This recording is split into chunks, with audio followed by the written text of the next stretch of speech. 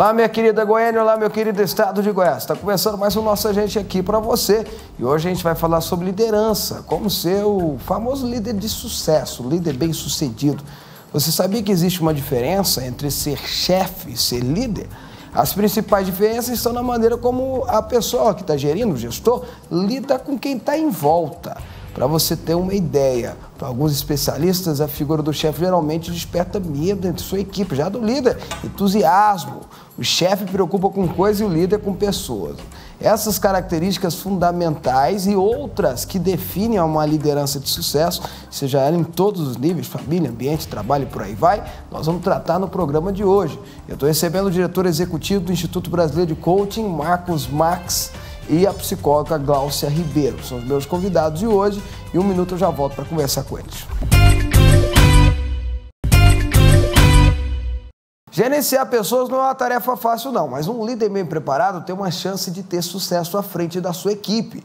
E especialistas garantem que a busca pela liderança bem-sucedida começa em casa, começa na família. Acompanhe na reportagem.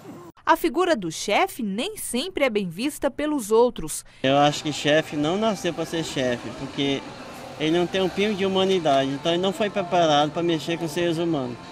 Geralmente eles não sabem lidar com as pessoas.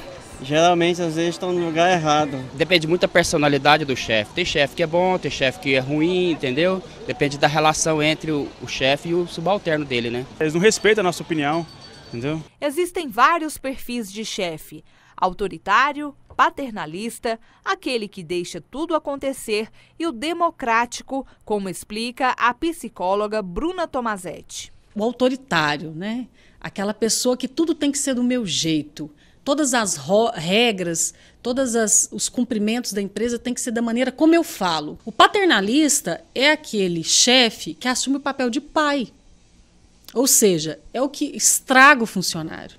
O laissez-faire é aquele, tudo é do seu jeito, né? Não preocupa, não cobra, não monitora. Então, é o que deixa à vontade. E o democrático é aquele que é justo, aquele que traz as funções necessárias para todos os integrantes da equipe e ele sabe, né, cobrar, ele sabe como falar e ele monitora a equipe para o resultado. O que muitos não sabem é a diferença entre um chefe e um líder. Eles podem ser figuras que ocupam o mesmo cargo, mas que executam um trabalho de forma diferente. A característica do chefe é aquele camarada que recebe, dentro da organização ou da instituição onde ele está, ordens. Ele tem que dar ordens e ele tem que cumprir ordens. É como se fosse uma relação organizacional, uma relação de cargo, né? De poder, de cargo. O líder é aquele indivíduo que nasce, né, e vai adquirindo habilidades ao longo da vida, no sentido de consegue agregar pessoas, consegue ter influência sem ser notado como chefe, consegue trazer responsabilidades para si, ou seja, construir autoridade junto com a equipe sem ter o poder nas mãos. Então, a liderança é algo que é construído. Para deixar de ser um simples chefe e se tornar um líder de sucesso, o diretor de operações de uma grande corporação explica que alguns pré-requisitos são necessários. O mercado sempre vai precisar de líderes que vão além. Esse além do aprendizado comum, além do que eu tenho como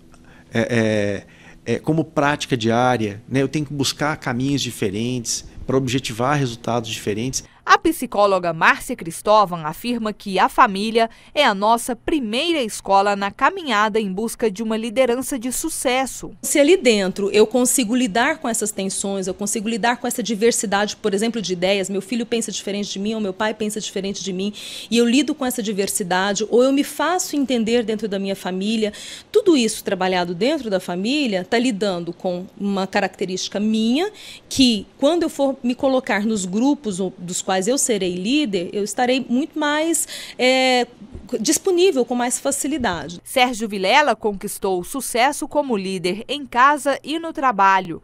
Com a família, ele soube o que fazer para garantir o respeito da esposa e dos filhos. O que a pessoa tem que dar é reconhecer a palavra de Deus como referência. Jesus já ensinava que se a gente edificar o nosso edifício na rocha, que é Ele, com certeza a gente vai conseguir superar todas as intempéries que vier pela frente. Então, a primeira coisa que a pessoa tem que fazer é isso. A segunda é colocar respeito, limites do esposo para com a esposa, da esposa para com o esposo e dos filhos. E o mais importante nesse processo é a gente ter humildade de reconhecer as nossas limitações, humildade para reconhecer que nós falhamos. Ele sabe, em momentos de adversidades, em momentos onde há muitos conflitos, onde há muitos interesses, ouvir todos para poder você se posicionar, se direcionar. A gente pode ver o valor que ele é admirado fora pelo mercado, mas também a gente vê que essa admiração também parte dentro de casa.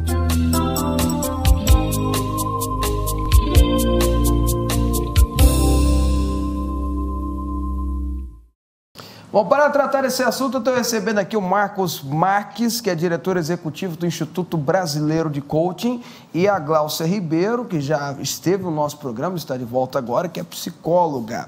E eu vou começar esse assunto tão interessante, vou começar com a Gláucia aqui. Gláucia, existe uma diferença e todo mundo fala, esses autores de autoajuda, autores de liderança, autores de treinamento aí, de coaching, etc., dizem que há uma diferença entre chefe e líder. Nem todo líder é chefe, nem todo chefe é líder. O bom é quando tem as duas coisas junto. Estou certo ou estou errado? Tá certo. Boa noite. Boa noite. Então, deputada, estávamos ainda agora, antes de iniciar o programa, falando sobre isso. Que chefe é quase que chefe, na verdade, é um cargo. Né? Que ao longo da história, em função do desenvolvimento das próprias organizações e do desenvolvimento do conceito de liderança e a necessidade de lideranças mais democráticas, lideranças mais situacionais, chefe veio herdando um conceito um pouco mais pejorativo para designar pessoas que não estavam preparadas para lidar com as diferenças de sua equipe, com os conflitos, que são... as pessoas antigamente que acostumavam a mandar e obedecer. Exatamente. Não podia nem questionar se estava certo ou errado. E isso que era o chefe, e isso era bom, isso era o cargo, e era assim que funcionava. Mas ao longo da história, com todos os conceitos de desenvolvimento do RH, dos treinamentos, dos livros de autoajuda, da formação, chefe veio ganhando essa conotação. E hoje tem uma conotação muito ruim, né, de alguém que manda, alguém que cuida apenas das tarefas, alguém que não tem a visão das pessoas dentro dessas tarefas, mas a visão de cumprimento de processo apenas, que tem dificuldade de comunicação. Então, o chefe ganhou e herdou esse conceito pejorativo ao longo aí de um espaço de tempo. Ô Marcos, trazendo você para a discussão, mas o líder ele não nasce pronto, não, ou nasce? A pessoa nasce com essa característica de liderança? Certo. Primeiramente, boa noite, deputado. É um prazer estar aqui. O líder não nasce pronto. Algumas pessoas têm, sim, uma predisposição, um talento... Carisma, né? Exatamente, um carisma, algumas habilidades que naturalmente vêm com elas, mas a liderança é construída no dia a dia. Construída no dia a dia através de cursos, capacitação e principalmente uma questão de escolha. Ser líder é uma escolha, e uma escolha que implica ter uma atitude diferenciada, realmente ter um olhar que olha para as situações e olha para as pessoas sempre extraindo o melhor. O líder busca, no dia a dia, entregar resultados, desenvolver a equipe, diferentemente do chefe, que é aquela pessoa que está lá porque foi empossada pela empresa, é o cargo. Oficialmente. Exatamente. O chefe é o cargo, A liderança já é uma construção. Eu posso fazer uma afirmação, então, que chefe depende do que a pessoa está ocupando. Quem é chefe hoje pode deixar de ser chefe amanhã. Sim. Agora, o líder nato, o líder que aprende, o líder que constrói essa liderança, ele pode até mudar de empresa, ele pode até mudar a posição, mas ele continua líder. Com certeza. A liderança é algo perene, algo que ele vai levar, independente dele estar chefe ou não. E a liderança, ela ultrapassa o ambiente organizacional. A gente é líder em casa, é líder na sociedade, é líder no contexto onde a gente está inserido. Doutor, a gente costuma ver que desde criança a gente tem uns meninos que lideram a turma na escola, lideram a turma no recreio. Quando é adolescente, geralmente o líder é aquele que chama atenção, né? que traz as pessoas para perto dele. Quando um pai e uma mãe identifica que há no filho dele essa disposição de liderança, o que ele pode fazer para não deixar aquilo incutido? Muito pelo contrário, deixar aquilo desenvolvido. Porque quanto mais líderes de verdade nós tivermos na sociedade, melhor as coisas vão se desenvolver. E aí? Deputado, eu sou um pouco polêmica nas minhas opiniões sobre liderança às vezes. Parece que quem se comunica mais e convida mais pessoas para estar em torno de si... Carismático demais. São carismáticos. Parece que são mais líderes que os outros. Hoje está aí a literatura falando na liderança situacional, né, que, na verdade, é aquele que consegue agregar valor a um trabalho ou a um resultado, provocar um resultado através do envolvimento de pessoas nesse resultado. E isso acontece em muitas instâncias, inclusive entre as crianças. É que a escola e as atividades, elas são muito voltadas para quem aparece mais. Dependendo da atividade, pode até ser uma outra criança.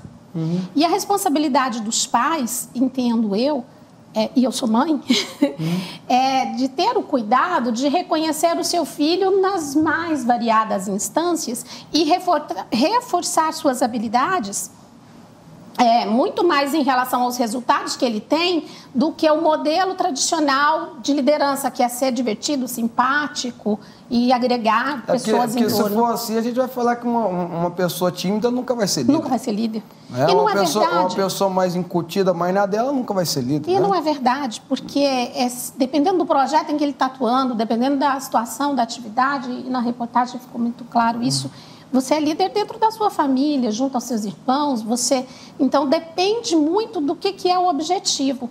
O que vai fazer uma pessoa assumir uma linha de frente de liderança ela estar envolvida com aquele resultado, ela acreditar naquele resultado.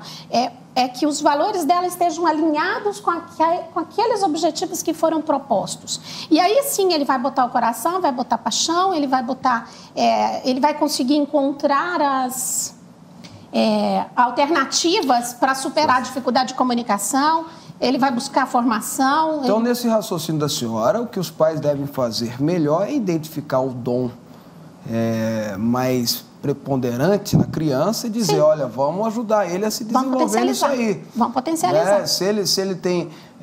isso falta muito no Brasil, até na educação. Falta muito. Por exemplo, eu conheço bem os Estados Unidos, eu faço muito essa crítica, fazendo essa comparação.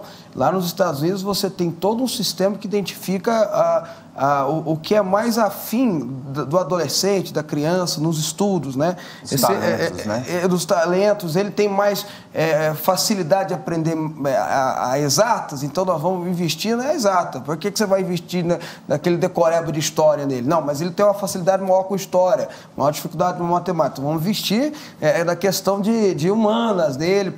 E aqui no Brasil não, aqui faz uma sopa de informações na cabeça do menino, do adolescente, aí você acaba, quem tem desenvoltura com humanas só faz o decoreba para passar nas exatas, quem tem uma facilidade com exatas só faz o decoreba para passar no humano. Se você pergunta para um engenheiro o que aconteceu em 1922, ele não sabe. Se você pergunta para quem fez humanas qual que é a fórmula não sei do que da física, ele também não sabe, porque ele só passou de ano. Então precisa mudar muito a educação no Brasil, até nesse sentido de desenvolver a liderança de cada um. Eu não sei se eu sou muito otimista, mas eu acho que a educação já vem mudando um pouco em relação a isso. Os nossos teóricos, eles vêm... Pelo menos a particular, né, doutora? A pública ainda... A pública acho que não, mas vai chegar lá. Eu sou otimista. Lógico. Porque as coisas têm que mudar, porque elas não ficam pior do que estão, né?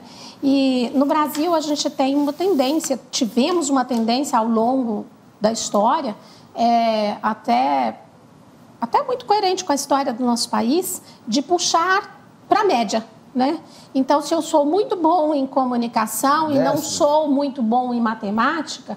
Então, eu vou parar de estudar comunicação, vou estudar matemática. O que vai acontecer comigo? Eu vou baixar minhas habilidades de comunicação vão subir um pouquinho e eu vou ficar meio.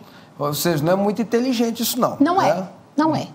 E aí, com o desenvolvimento e essa globalização e tanta informação, nós estamos concluindo, né, no nosso país, pelo menos eu quero crer, que nós precisamos potencializar aquilo que nós somos melhor. Então, é preciso descobrir, né? Temos inúmeras ferramentas para isso, né, Marcos? Com certeza. Precisamos descobrir quais são as nossas melhores potencialidades, investir nela e aquelas outras entender que elas são complementos destas e que dentro de um contexto social eu tenho o outro que pode me suportar, me ajudar naquilo que eu não sou o melhor.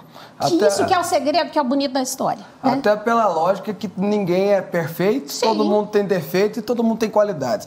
Mas deixa eu perguntar uma coisa para o Marcos aqui. Marcos, vamos supor que temos vários empresários nos assistindo aqui e ele quer identificar líderes na sua empresa. Quais são as características que a gente pode identificar numa pessoa que é líder? E quando eu falo líder, não é o mais carismático, não é bacana. Sim. Né? Esse bacana é bom para organizar a festa de final de ano, né? É o líder, aquele que vai ajudar a empresa a crescer. Perfeito. Isso é muito contextual, deputado, e muito situacional, como bem colocou a Glaucia aqui, né? A gente tem um pouco daquele estereótipo de que o líder é aquele, né, que se comunica bem. O mais líder, simpático. Exatamente, é o carismático, é o líder. O líder é o queridinho. E então o que o empresário tem que ter em mente é qual é a equipe que eu tenho, qual é o momento da minha empresa e que tipo de liderança eu preciso para um determinado projeto ou para um dado momento. Porque nós temos líderes excepcionais, né, mas que têm um viés, às vezes, mais técnico, um viés um pouco, às vezes, mais processual. Isso, por exemplo, pode funcionar muito bem num contexto de obra, por exemplo. Né? Já, por exemplo, num contexto para trabalhar e gerenciar uma equipe de vendas, talvez esse líder precise, sim, um pouco mais dessas características que a gente enxerga que são mais comuns na liderança, do carisma. Uma coisa é motivação, né, Marcos? Exatamente. Se você precisa de uma ação motivacional, é melhor você botar um cara mais para cima mesmo, né? Mais, como a doutora falou, otimista, né? Vai dar certo, vamos embora, gente. Então, tudo depende de uma análise do contexto, do momento e do que aquela equipe está precisando. Não existe um modelo de líder perfeito, certo, que vai entregar resultado em todo tipo de situação. Então eu vou fazer uma comparação, já que nós estamos no ano da Copa do Mundo. Porque eu ouvi um comentarista esportivo falar isso e eu achei muito interessante. Aliás, um comentarista não, uma pessoa que eu conheço que entende muito de esporte, entende muito de futebol. E ele falou o seguinte: olha, você sabe por que escolheram o Filipão agora para essa Copa? Você veja que o Filipão não tem esses conhecimentos técnicos que, por exemplo, os outros têm, né? Tem tantos outros técnicos aí, me foge a memória, o técnico do São Paulo agora, o Muricy Ramalho, obrigado aí o pessoal, Muricy Ramalho, que tem um conhecimento técnico extraordinário, o Filipão não tem o conhecimento dele. Aí ele falou, mas o Brasil, que tem bons jogadores, que vai jogar em casa, precisa de uma pessoa que saiba liderar os jogadores. E o Filipão é aquele paizão, aquele cara que põe fogo e fala, vamos embora, que nós vamos dar conta. Ele falando para mim... ao mesmo tempo ele é firme. Exatamente. Ele conhece o Filipão. Ele fala, não, o Filipão é daquele que dá uma bronca, mas se vê que o cara está deprimido, senta do lado dele, conversa com ele até de madrugada, se for o caso, enfim. Bom, então, para esse cara que é amigo do Filipão e é meu amigo, disse assim, olha... O Brasil tem chance de ganhar porque ele botou um líder, porque ele precisava botar um líder lá. Não era o melhor técnico, era o melhor líder para isso. Então, já que nós estamos vivendo uma época futebolística aqui no Brasil, às vezes, né, a decisão que um empresário ou um outro líder tem que tomar em botar uma equipe para funcionar é isso? É saber o que a equipe precisa naquele momento? Perfeitamente, Fábio. Eu acho que essa analogia que você fez é perfeita. Toda equipe precisa de um grande líder, ou no mínimo um grande líder vai fazer com que essa equipe entregue o dobro, o triplo, ou às vezes até o quádruplo de resultado. Então é entender bem o perfil dessa equipe e entender, e isso também parte muito do líder, né?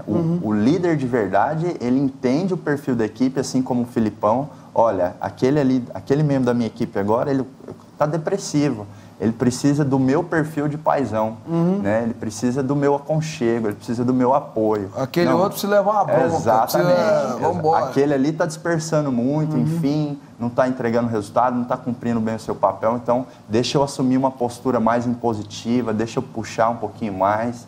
Então, e é bem isso que a Glaucia falou, né? A questão da liderança situacional. Entender o que precisa ser assumido em termos de papel, de estilo, com a equipe. Isso é fundamental. Deixa eu jogar um pouquinho de álcool nessa fogueira aqui. Doutora Glaucia, diga para mim, porque não existe também líder que não tem, pelo menos pensou, pelo menos a maioria, né? Hoje eu estou tendo até um novo conceito de liderança aqui.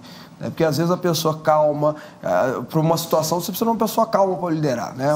Tranquila ou muito caxias, muito detalhista e tal. Mas, geralmente, o líder tem que dar bronca também.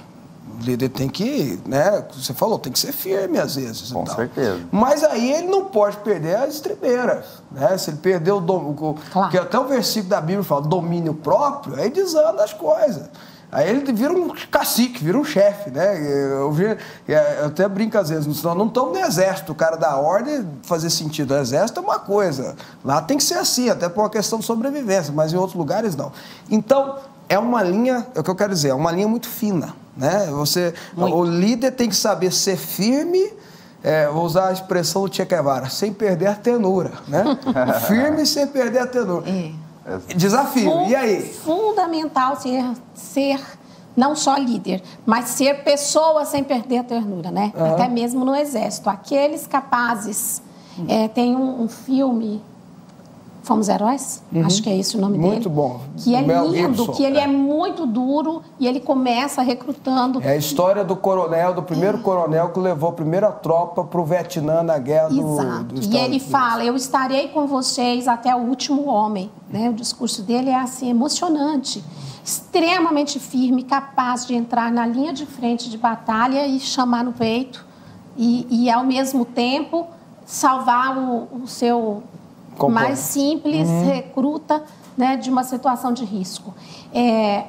Única coisa que eu considero, assim, talvez, não vou dizer que é a única, né, seria muito cartesiano isso, mas que eu acho que talvez seja o mais importante em qualquer situação de liderança, é que o indivíduo que esteja nesta posição de líder inspire confiança. Se ele inspirar confiança, porque todos nós desejamos um líder, alguém que nós possamos admirar, copiar. O ser humano precisa de referência. Precisamos de referência. Então, se é alguém que eu confio, que eu admiro, que eu posso contar em qualquer circunstância, eu também vou dar o melhor de mim. É como se o líder ele precisa usar a sua essência pessoal para despertar a essência das pessoas que estão com ele. E se tudo for tratado neste nível de essência, as coisas vão funcionar, ainda que hajam conflitos, ainda que hajam situações de resistência. Mas o desafio que eu estou perguntando para a senhora é esse. Como é que o líder, na hora que ele tem que ser firme, ele não... o que ele faz para não perder as estribeiras? Porque ele faz antes. Porque lá durante ele não faz nada.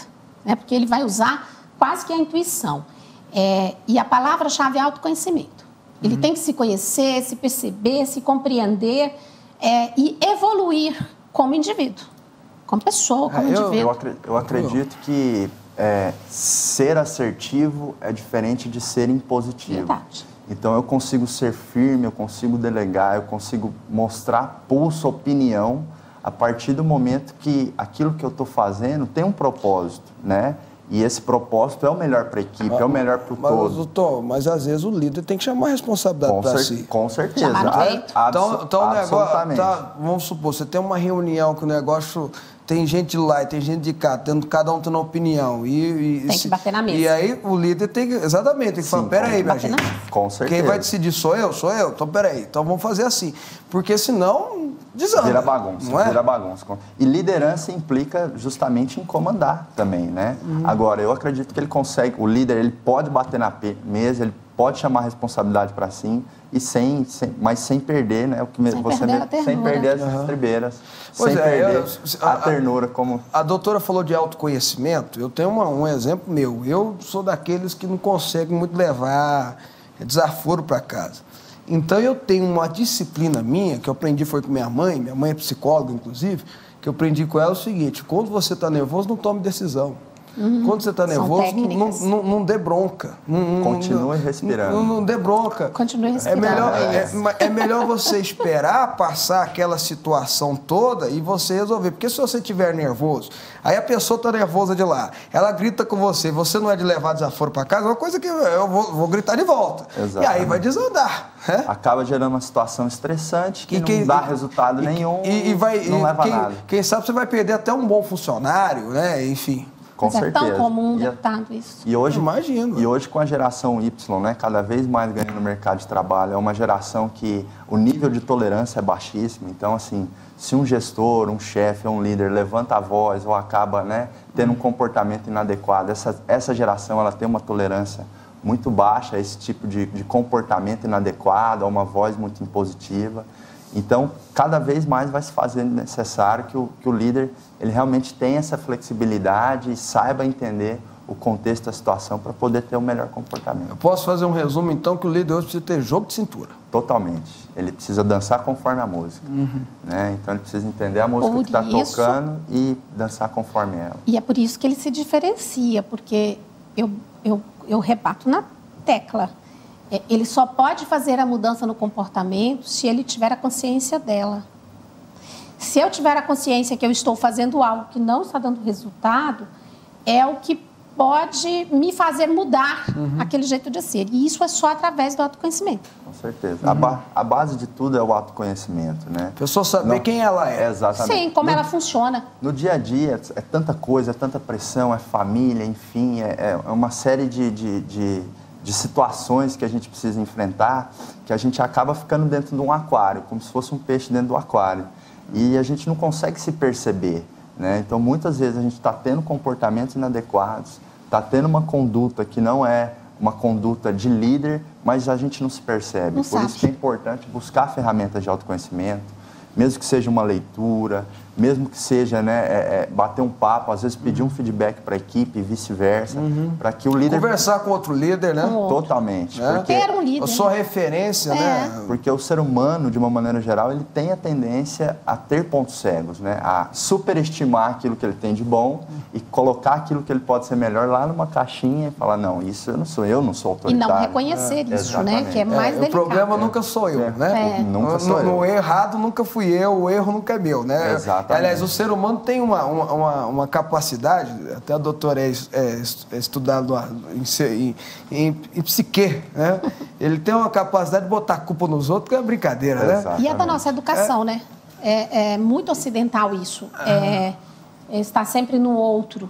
E é um modelo também muito americano, né? Eu sou o melhor aqui a competição, aqui na escola. Se eu dei errado é porque me ensinaram errado. Me ensinaram errado. E as próprias empresas paternalistas, durante tantos anos, formaram profissionais para entender que não é com eles, né? Que existe uma cabeça que decide por todos nós. E então eu não tenho culpa se eu agir assim. Foi porque foi o meu chefe, né? Voltamos lá na história do chefe. A culpa é dele. Então, mas para muita gente é cômodo ter chefe. Não é? Para muita gente é cômodo. Ele demais. tomou a decisão, obedeci, deu errado, culpa é dele. É o mais comum, tá? Eu só obedeci, fiz sentido aqui, só e vou embora. Né? Às vezes é cômodo isso aí. É o mais cômodo. Não é? É tão cômodo, deputado, que eu conheço uma empresa de tecnologia em São Paulo e eles têm um modelo de gestão bem diferente. Eles não têm chefe lá, é uma cultura horizontal. E é incrível como eles têm dificuldade para achar funcionário, porque o funcionário entra e não se adapta. Não tem ninguém para mandar nele. Não tem chefe, não tem ninguém para mandar nele, não tem ninguém para... Aí você não tem gente que toma iniciativa. Exatamente. Né? Porque fica esperando o outro. Fica esperando. Isso é uma coisa que muito profissional, muito empresário não dá conta também. A pessoa fica, se você não der uma função para ela, fica sentada o dia inteiro. Ela não toma uma iniciativa de ir lá, o que quer, o que eu tenho que fazer, o que olhar. Isso é muito ruim. Porque ela está acostumada com aquele chefe que dava a tarefa. Então, é uma questão de amadurecimento. O líder, o bom líder, esse que nós estamos dizendo que não é mais o chefe, ele vai fazer... A tarefa dele é fazer essas pessoas amadurecerem para a própria responsabilidade, para a corresponsabilidade no desempenho dele. Aí eu vou fazer uma pergunta para a senhora que eu queria fazer, o pessoal já está chamando minha atenção, eu queria fazer uma para a senhora e depois vamos para o Marcos aqui. eu tenho uma definição que eu ouvi de alguém, achei muito bacana, sobre tipos de líder. Ele colocou para mim que existem 2 tipos de líder, né? Líder mesmo, de fato, não chefe. Tem o líder que influencia, o líder que é seguido e o líder que é admirado. Ele fez eu gostei muito, eu confesso que eu gostei muito, que existe um líder que é admirado, todo mundo olha, pô, o cara é bacana, o cara sabe falar, o cara motiva a gente e tal, mas ele é admirado. E o líder que é seguido é aquele, não, você está indo para lá? Então eu estou contigo, vamos embora. É para fazer? Levanta, vamos embora. É que você colocou até do filme, né, Somos Heróis, né? Fomos Heróis. Então, assim, existe isso mesmo? O líder que é admirado, o líder que chama admiração e aquele outro que fala assim, eu não sei falar muito bem, mas ele transmite aquela confiança que as pessoas vão atrás dele. Confiabilidade. Ele é capaz de fazer com que as pessoas cumprem a sua ideia pelo exemplo. Se ele faz e eu o admiro, eu também posso fazer e eu também sou capaz de fazer. E se esse líder tem a visão, o autoconhecimento, a percepção de sua equipe, dos seus liderados, ele é capaz de incentivar essas diferenças individuais para fazer com que as pessoas se sintam produtivas. Aí vem a tal diferença daquele chefe, porque aquele chefe ele não tinha preocupação em enaltecer a sua potencialidade, ele queria a tarefa cumprida. Este hoje, ele tem a preocupação humanista de que você cumpra a tarefa, mas que você cumpra feliz, com prazer, com satisfação. E isso engrandece o ser, o indivíduo. E o líder também tem que identificar, doutora, quando a pessoa dá conta de passar do limite dele. Sim. Que às vezes a pessoa se limita tanto nessas coisas que nós levantamos aqui. E não vai. E não vai, e espera. E o líder está vendo, eu acho que ele tem que ter esse potencial. E desafia.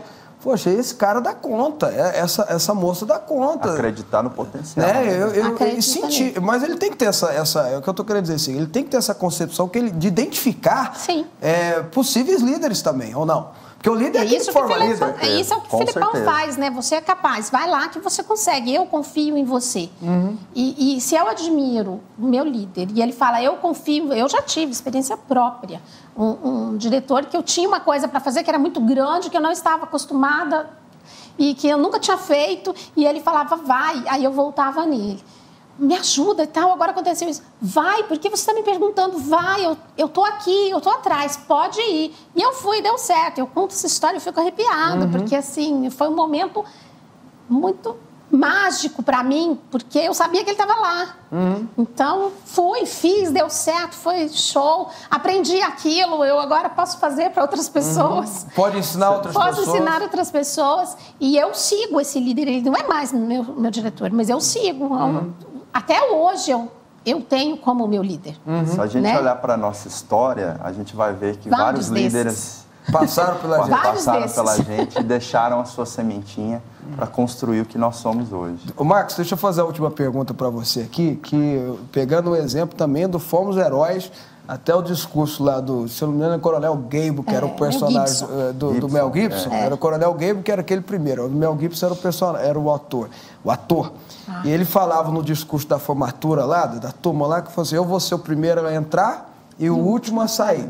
Aí, de fato, no filme eles colocam uma cena dele sendo o último a sair e o primeiro a entrar. Bom, o segredo dos grandes generais romanos, né, do Império Romano, começando pelo grande Júlio César, querendo ou não, foi um líder.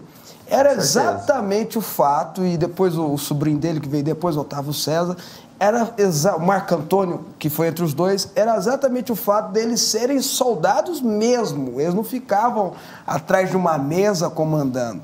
Então, você vai estudando um pouquinho da história deles, você vai ver por que a tropa amava tanto eles. Eles comiam junto com os soldados, eles dormiam junto com os soldados. Se os soldados passavam fome, eles passavam fome. Se passava frio, eles passavam frio.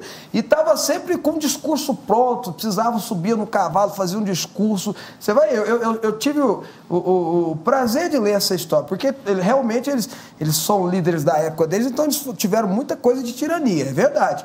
Mas essas características positivas, por exemplo, eu não posso negar que Napoleão Bonaparte teve essas características também.